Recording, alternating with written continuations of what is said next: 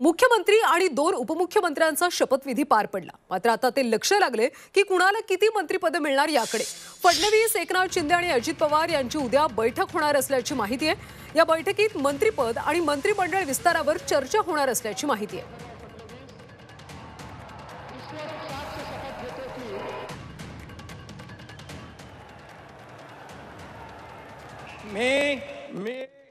तर आता कोणाला किती मंत्रिपद मिळणार याकडे आता सगळ्यांचं लक्ष लागले। काल मुख्यमंत्री आणि 2 उपमुख्यमंत्र्यांचा शपथविधी पार पडला आणि त्यामुळे आता चर्चा रंगली ती कुठल्या पक्षाला नेमकी किती मंत्रिपद मिळणार याच्याकडे।